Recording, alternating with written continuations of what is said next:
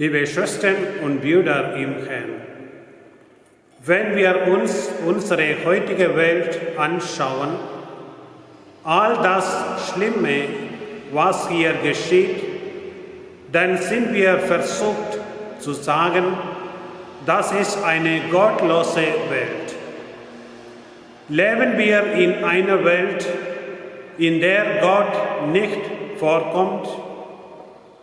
Wir müssen uns ernsthaft fragen, in welcher Beziehung steht Gott zu dieser Welt? Im heutigen Evangelium haben wir gehört, kein Spatz fällt zur Erde ohne den Willen eures Vaters im Himmel. Das heißt doch, nichts passiert auf der Welt ohne den Willen Gottes. Aber so muss man denn doch mit Recht fragen dürfen, warum um Himmels Willen will denn Gott das alles? Flut, Katastrophen und Erdbeben, Kriege in verschiedenen Teilen der Welt, Hungersnöte und Krankheiten.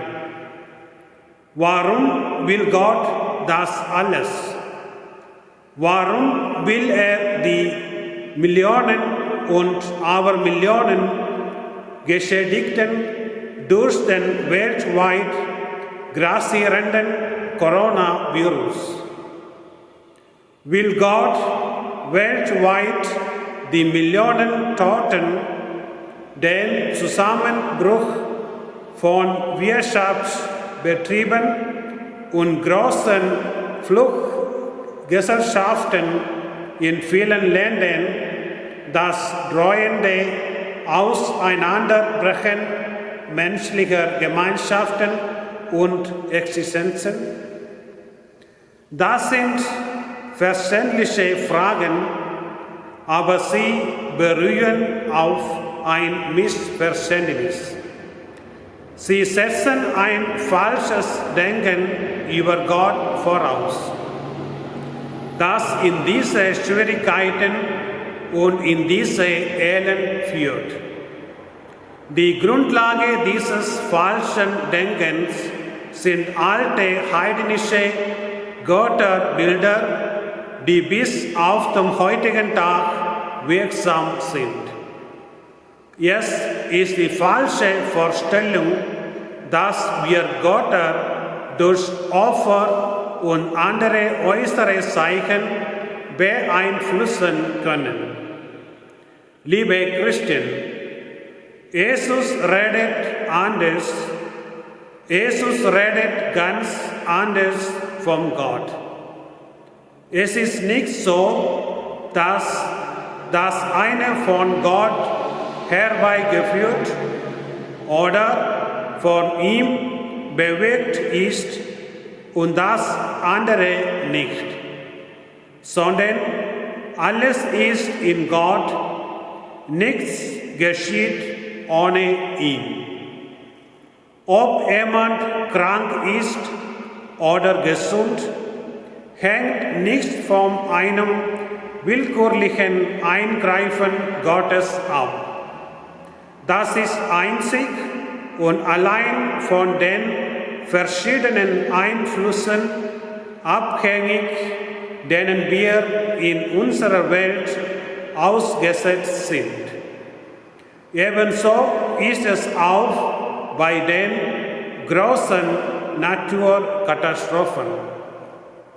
Aber ob jemand krank ist oder gesund, ob es jemandem gut geht oder schlecht, gerade so ist er in Gott. Alles ist mit Gott oder auch nichts ist ohne Gott.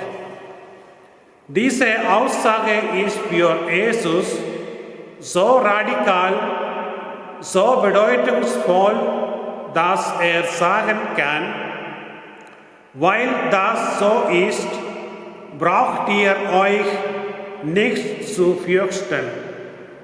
Ihr müsst euch nicht einmal fürchten, wenn die Bedrängnisse in eurem Leben so stark werden, dass sie euch sogar das Leben kosten könnten.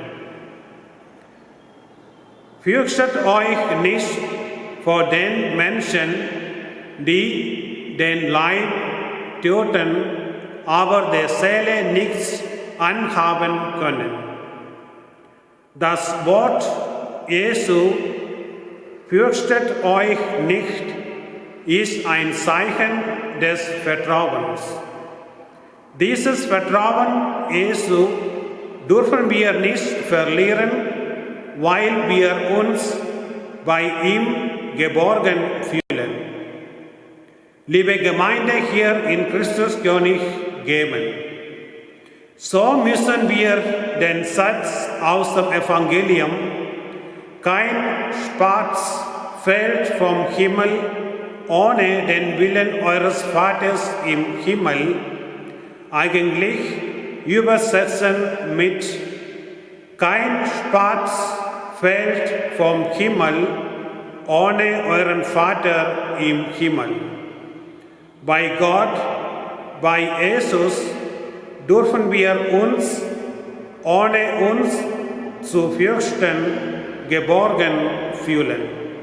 Und so wünsche ich uns einen schönen Sonntag. Amen.